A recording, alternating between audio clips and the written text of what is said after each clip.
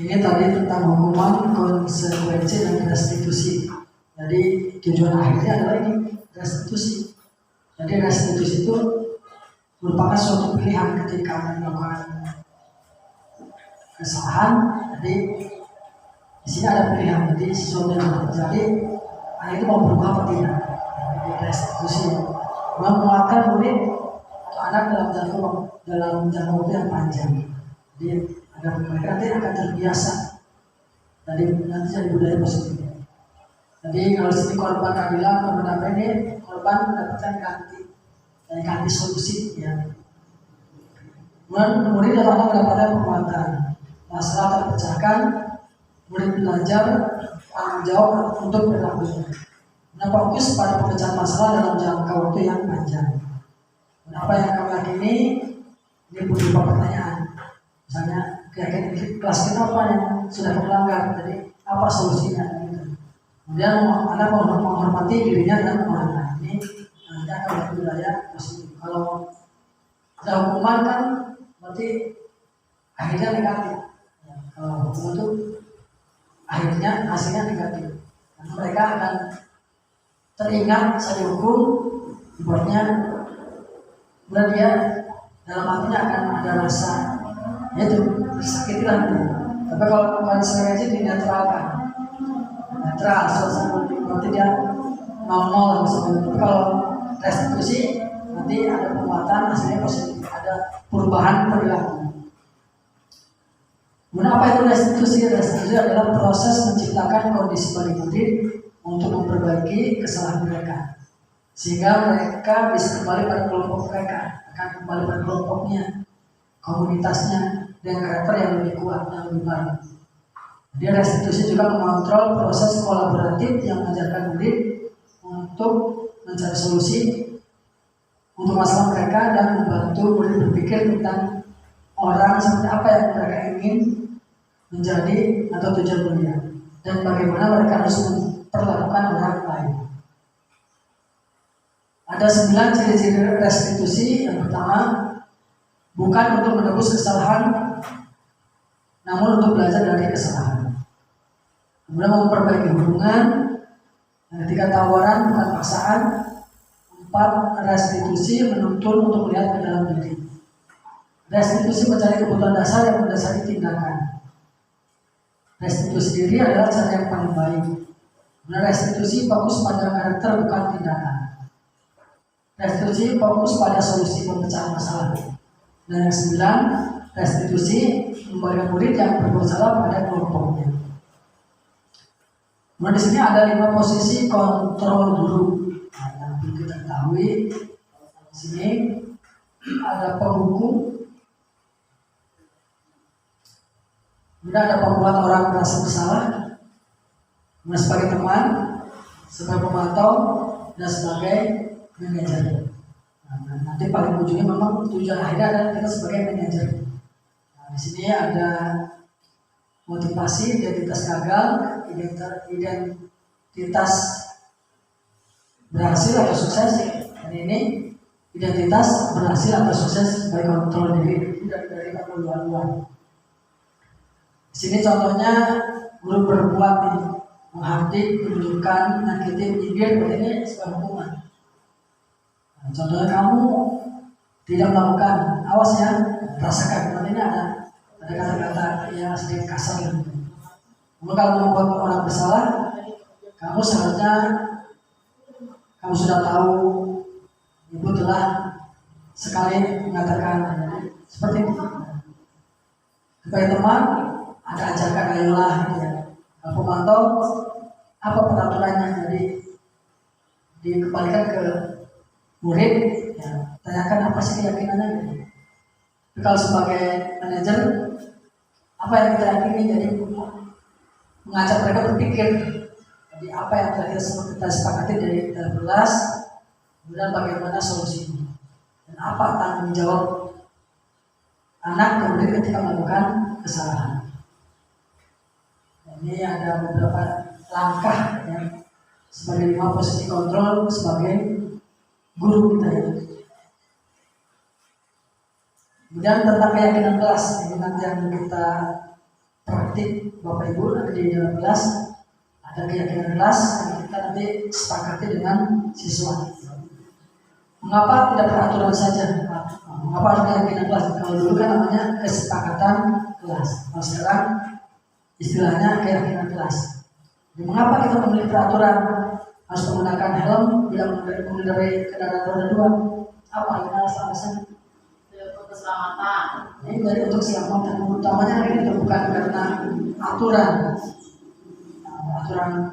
lalu lintas, bukan itu, tapi tujuan utamanya adalah untuk keselamatan dan kesehatan sendiri.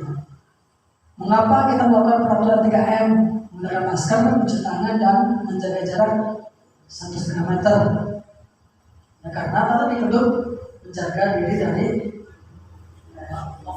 COVID atau untuk menjaga kesehatan diri. Ini tujuan utamanya kan itu, bukan karena peraturannya. Ya. Mengapa kita memilih peraturan harus datang tepat waktu pada saat mengikuti pelatihan atau datang ke sekolah?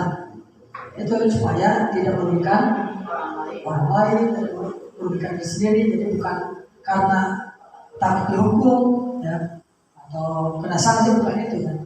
Jadi untuk mendukung motivasi intrinsik kembali ke nilai-nilai keyakinan lebih menggerakkan seorang dibandingkan mengikuti serangkaian peraturan-peraturan. Bukan karena aturannya yang kita takuti, tapi karena keyakinan kita sebagai siswa atau sebagai guru. Kemudian di sini kan awalnya ada peraturan kelas. Nah, kita ubah. Yang lebih luas adalah keyakinan kelas atau kesepakatan. Kemudian akan menciptakan lingkungan positif. Kalau sudah terbiasa menjadi budaya positif. Nah, ini mana yang merupakan keyakinan kelas dan mana yang merupakan aturan. Yang mana coba? Yang warna hijau ini apa yang putih? Datang tepat waktu menjaga jarak. Kami guru dan murid yang sering Jadi yang warna hijau ini termasuk apa ini? Kesepakatan apa aturan? Aturan kan tapi kalau ini merupakan kesepakatan ya. Kami dan guru, jadi barang-barang Iya, ya. Jadi kalau kesepakatan atau keyakinan kelas guru dengan siswa murid gitu ya. Bukan siswanya saja. Kalau ini sifatnya apa? Kalau aturan Siswa ke siswa. berarti satu Satu yang arah, satu arah. Terus ini gitu ya. Kalau kayak kita berarti hasil kesepakatan guru dengan murid. Nah ini dalam diagramnya seperti ini. Nah, kalau kegiatan pendalaman keyakinan kelas, ketika kita sudah sepakati menjadi suatu keyakinan kelas, kita amati di lapangan kita sehari-hari diamati sudah terlihat, terdengar dan berperilaku. Terdengarnya misalnya ini antar teman, antar siswa. Ada kata-kata, yuk saya bantu, nanti sudah mulai membudaya. Kita bisa selesaikan bersama. Terima kasih, terima kasih, permisi. Berarti boleh saya pinjam, tidak perlu barang teman. Ini ada terdengar kata-kata ini. Benar terlihat ada anak yang jatuh, temannya menolong. Berarti tidak terlihat. Berarti tidak terlihat. Benar ada anak yang mengembalikan barang temannya, untuk merapikan meja, kursi dan buku gitu ya. Dia terlihat oleh kita. Perilakunya tersenyum ramah, memberikan salam, menjabat tangan dan lain-lain. Kemudian postur tubuhnya siswa atau guru dia tenang, tidak panik, tidak matanya melotot gitu ya. Kadang-kadang tidak ada, tidak membuat anak takut gitu ya. Nah ini peraturan, misalnya selalu mengembalikan buku ke tempatnya, ini kan peraturan, hanya satu arah. Kalau tidak ada aturan kan berarti tidak patuh kan ya. Dilarang mengganggu orang lain. Hadir di sekolah 15 menit sebelum pembelajaran dimulai, ini aturan semua. Sampai misalnya gunakan masker, jangan berlari di kelas atau koridor. Tapi kalau kayak kelas, ini bentuknya tanggung jawab. Jadi ketika anak terlihat, terdengar, perilakunya mengembalikan buku ke tempatnya. Jadi anak perlu memiliki sikap tanggung jawab dalam dirinya. Ya. Kemudian dalam dengan orang lain, ini keyakinan itu menghormati orang lain. Ini tindakannya. Hadir sekali 15 menit sebelum pembelajaran dimulai untuk menghormati orang lain, ada komitmen dan tanggung jawab juga sih. Dilarang melakukan kekerasan, tapi kalau keyakinan kelasnya keselamatan, menghormati orang lain, kesehatan juga bisa. Dilarang melakukan narkoba, ini tujuannya keyakinan kelasnya masih bergantian dengan atau menunggu giliran, menghormati orang lain, bersabar, atau misalnya apa ya, yang menghargai orang lain, menggunakan masker, kesehatan dan keselamatan. Jangan berlari di dalam kelas demi keselamatan dan keamanan. Ini tentang segitiga restitusi ini yang paling pokok kita ketika menghadapi suatu kasus. Segitiga restitusi ini ada 3 tahap ketika menemukan kasus atau masalah siswa, ya, baik di kelas maupun di luar kelas. Yang pertama adalah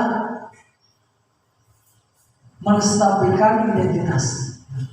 Kemudian yang pertama ini menstabilkan identitas. Kemudian yang kedua memvalidasi kebutuhan. Yang keempat, yang ketiga menanyakan keyakinan. Jadi ketika ada masalah kita panggil dengan baik-baik, distabilkan dulu buatnya suasananya, tidak langsung menjustis anak ini bersalah atau langsung ditanyakan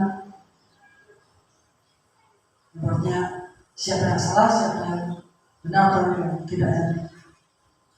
Ini contoh tindakan untuk menstabilkan identitas. Untuk membuat anak yang merasa gagal karena berbuat salah menjadi positif terhadap dirinya. Di guru berkata misalnya, berbuat salah itu hal yang manusiawi. Tidak ada manusia yang sempurna. Bapak, ibu juga pernah berbuat salah. Ini kita dari diri kita dulu untuk menstabilkan suasana itu anaknya. Dan anak berpikir, oh jadi semua orang juga pernah berbuat salah ya. Bukan kamu, lagi-lagi kamu salah tadi. Dia tidak berpikir berarti saya yang salah gitu ya. Tapi kalau distabilkan, anak merasa oh atau orang lain pun pernah berbuat salah, termasuk bapak ibu guru. Kita pasti bisa menyelesaikan permasalahan ini.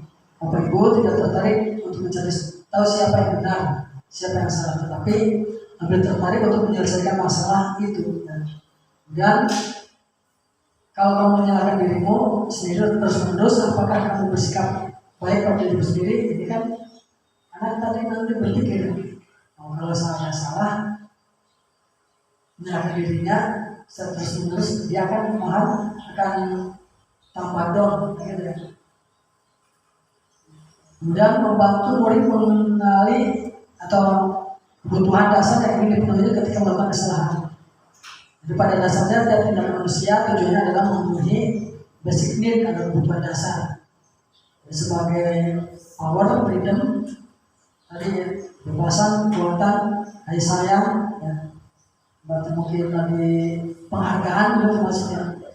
Dan guru berkata nih, kamu bisa saja melakukan hal yang lebih buruk, tapi kamu tidak melakukan, ya, misalnya anak tadi mencoba-coba tembok, ya, bisa saja mereka melakukan yang lebih buruk dari itu kan. Kita tanyakan, kamu pasti punya alasan mengapa melakukannya. Apa yang penting bagi kamu? Kamu boleh tetap berusaha menjaga sikap itu, tapi tambahan sikap yang lain, yang baru. Maukah kamu belajar cara lain untuk mendapatkan kamu butuhkan tanpa harus memikul? Apakah kamu bisa melakukan dengan lebih baik besok lagi? Jadi ada tindakan untuk berubah. Kemudian menanyakan keyakinan dan ketiga ini. Jadi setelah dialog, terakhirnya kita tanyakan apa nilai yang kita percaya di kelas, keyakinan kita di kelas itu apa yang kita kelas sepakati. nilai universal apa yang telah kita sepakati, kemudian kelas yang ideal seperti apa sih, terus ada digali tentang ingatan-ingatan kesepakatan keyakinan kelas yang kita telah sepakati. Kemudian mereka akan melakukan perubahan.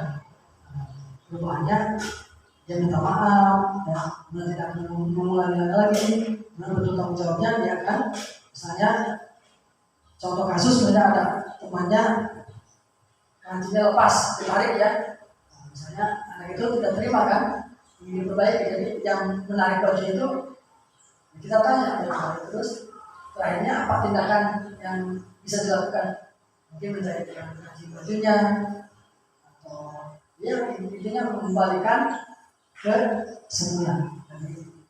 Atau misalnya siram air bajunya ya, mungkin ya bisa menjemur atau apa gitu tindakan itu.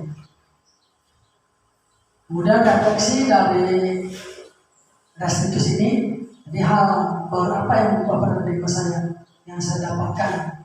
Jadi intinya berarti ketika ada kasus anak terutama dari kita harus bisa menyelesaikan dengan segitiga restitusi, ada menstabilkan identitas, kemudian menanyakan kesalahannya, kemudian menanyakan keyakinan kelas. Jadi ini refleksi kita, perasaan apa yang muncul selama mengikuti ini tentang disiplin motivasi intrinsik. Nah, kita sudah mengenal tentang budaya positif atau disiplin dan motivasi dalam diri kita. Nah, peran umum, peran kita selama mengikuti ini menjadi paling bagian dari saya. Jadi saya bisa melaksanakan atau melakukan tindakan dari kasus dengan program atau tindakan segitiga restitusi. Kemudian saya akan tidak mau yang seperti apa, yang sesuai dengan pemikiran Ki Hajar Dewantoro yang trilogi pendidikan. Selesai, sampai sini selesai.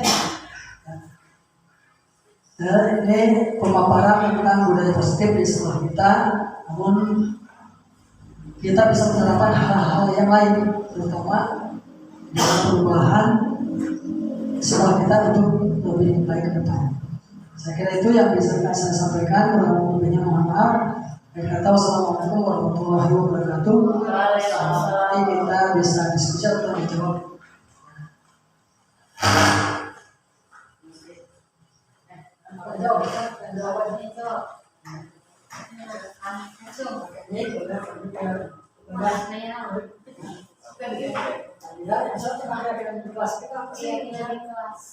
Yang bisa dilakukan.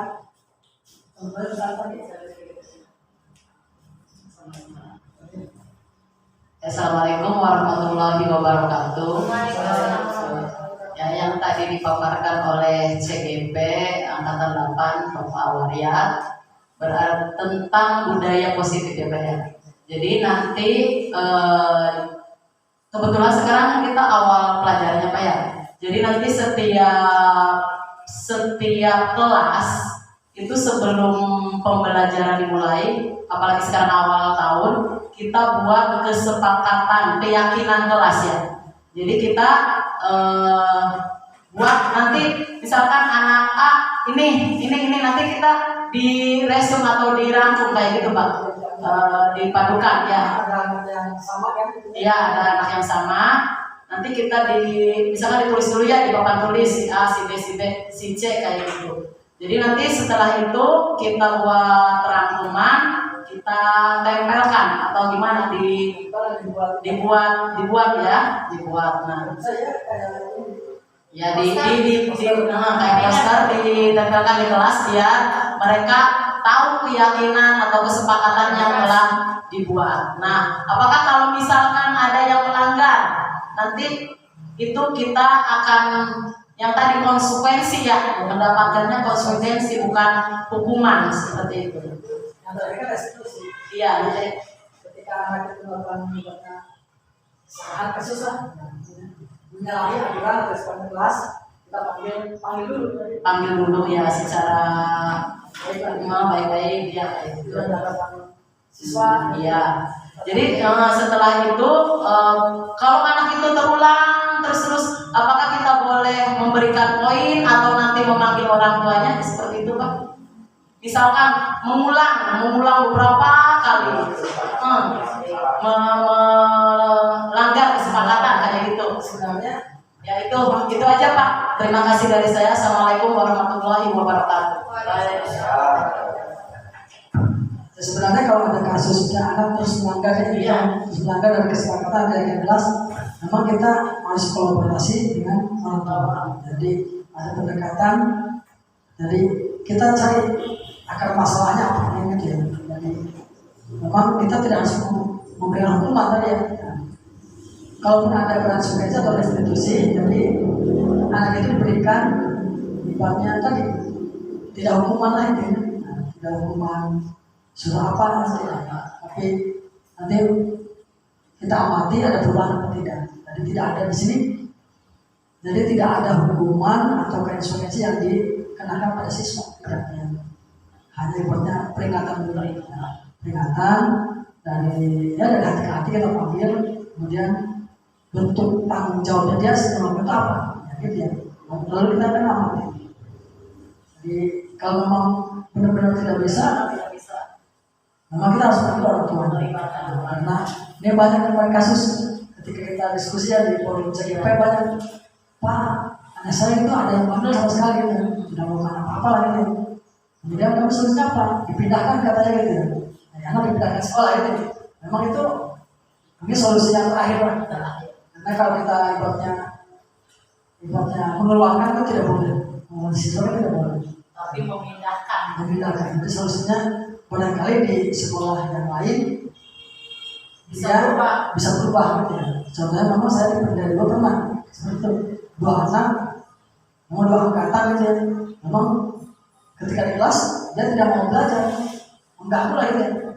Nah, sampai 6 bulan saya sabar gitu ya. Tidak berubah juga. Akhirnya kita perlu orang tuanya.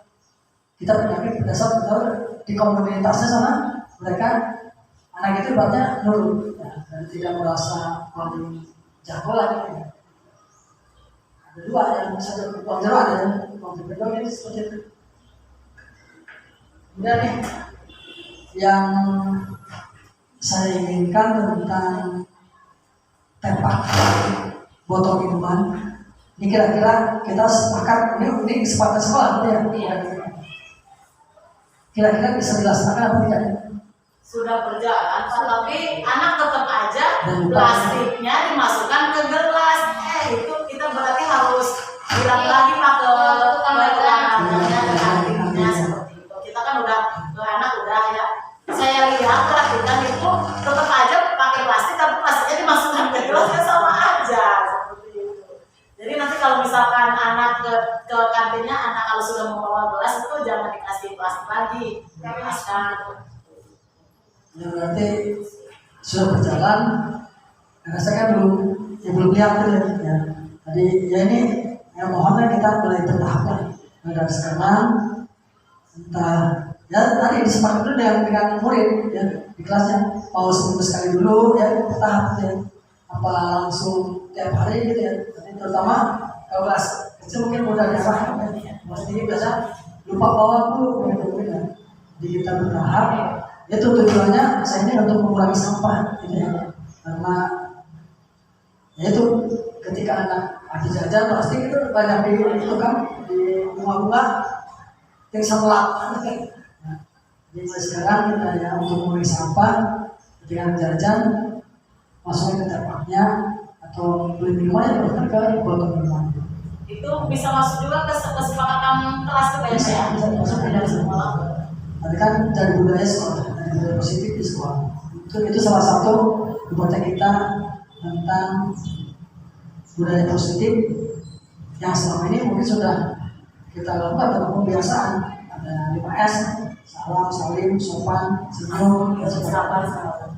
Itu sudah dilaksanakan, namun mungkin ada penambahan atau ibaratnya perbaikan tentang budaya positif di sekolah kita. Mereka ada yang lain kita masukkan boleh. Jadi mau apa gitu nggak apa-apa.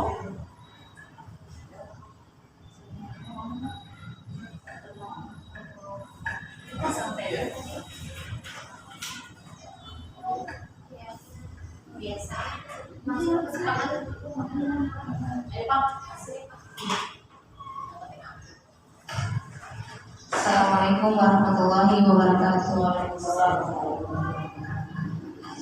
Kalau kebiasaan itu termasuk kesepakatan, ya Pak, kesepakatan sekolah bersama siswa ya, ya, keyakinan sekolah seperti ketika anak datang sekolah terus gurunya datang mereka langsung nyamperin guru-gurunya salim, terus pembiasaan di dalam kelas seperti sebelum pembelajaran berdoa dulu, itu tadi sudah ada juga kesepakatan setelah belajar juga.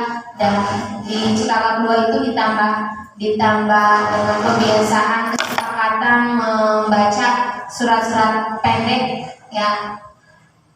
Terus kesepakatan yang lainnya misal aktif dalam belajar juga. Di sana tadi sudah ada juga menjaga kebersihan, di Cikawak 2 juga sudah diterapkan. Terus kesepakatan kelas yang lain misal semuanya seorang guru saling menyayangi muridnya juga semangat belajar, dan murid yang peduli dengan teman-temannya itu sudah diterapkan oleh SD Cikawak 2 gitu. Mungkin kalau tambahan-tambahan yang lainnya di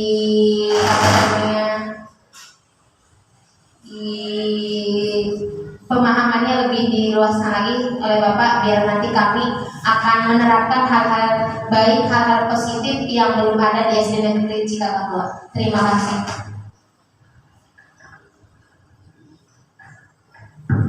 Ya, terima kasih.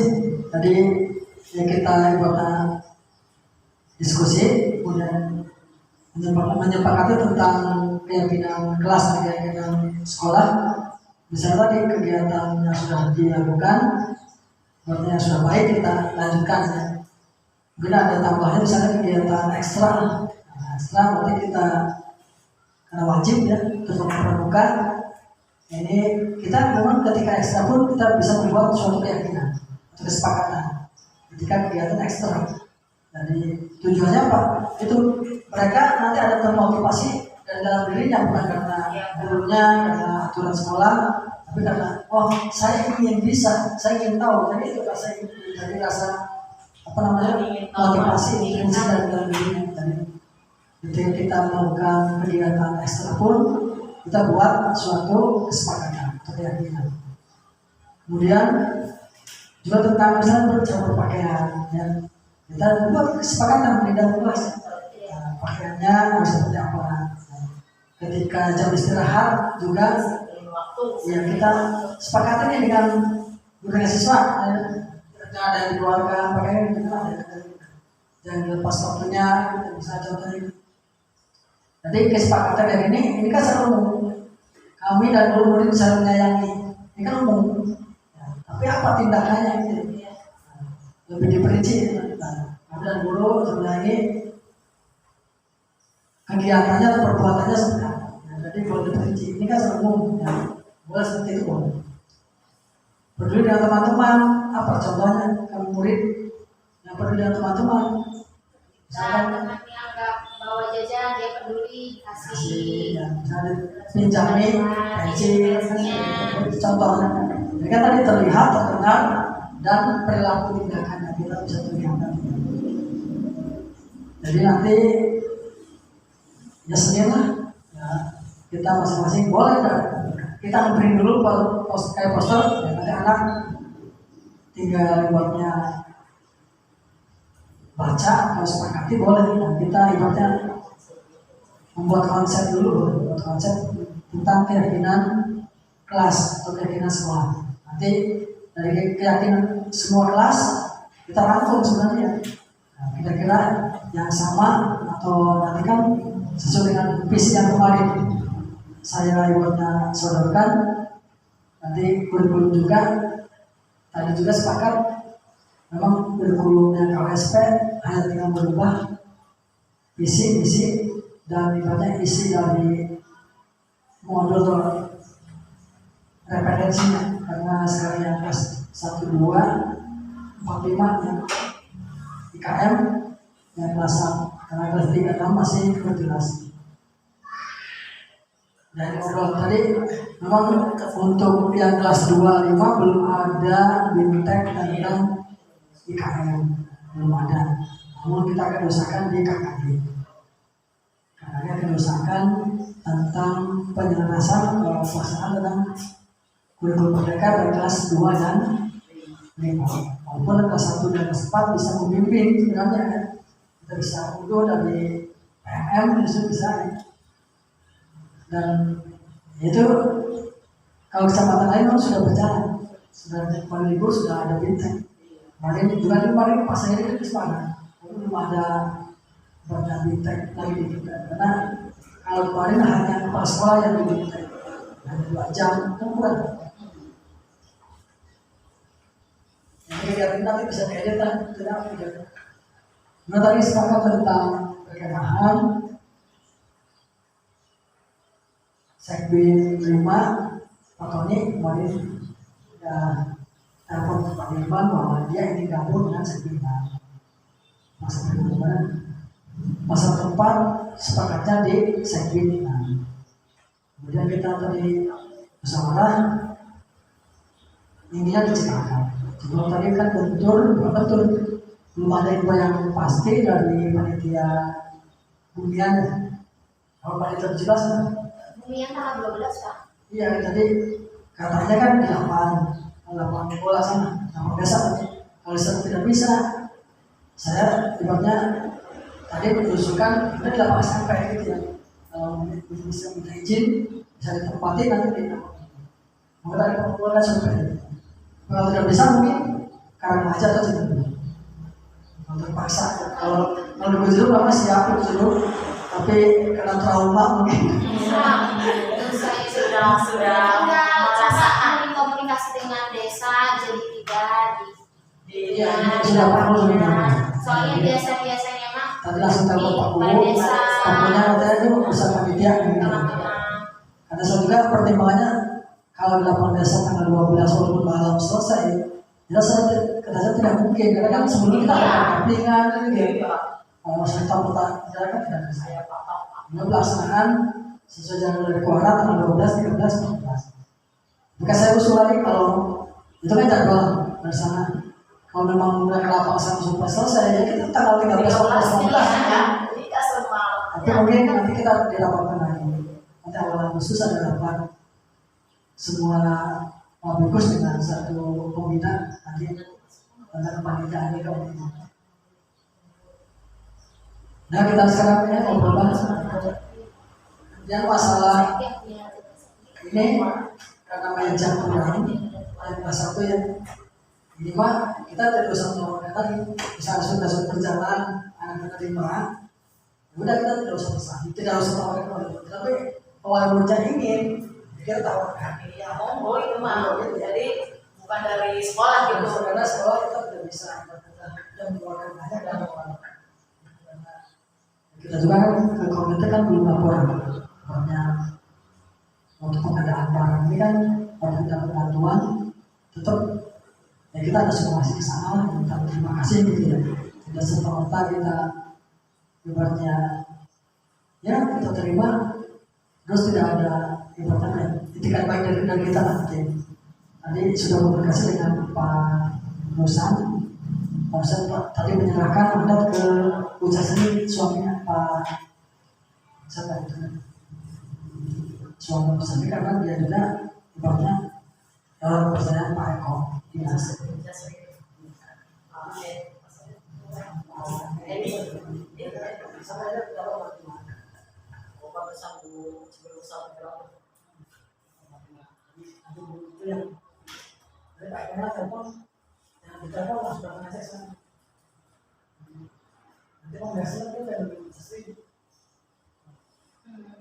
Karena si wajar ada mahasiswa yang dapat gelar, karena ada yang IT belum dapat. Yang saya sebutkan tadi IT dapat ya. IT ada bukan atau depan masalah ini kalau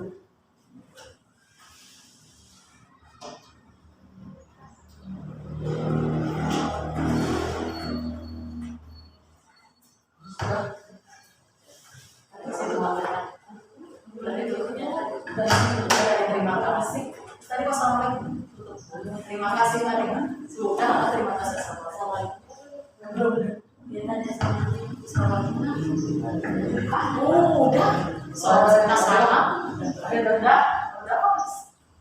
Demikian pemaparan dari saya. Kurang lebihnya mohon maaf apabila dalam pemaparan kali ini kita diskusi kurang sempurna, karena kesempurnaan hanya milik Allah dan tentunya kehilapan dan kesalahan ada pada diri saya. Kurang lebihnya mohon maaf. Akhir kata, billahi taufiq wal hidayah. Wassalamualaikum warahmatullahi wabarakatuh.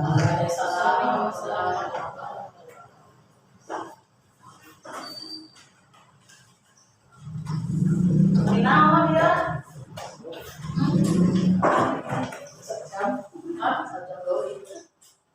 Ya. Bu, ibu, pasti ada kepala sekolah sama upah rapat. Dasar naon? Dari teman-teman bu. Coba cari nambahan baik. Erek makan, saya ini, saya masuk. Mina.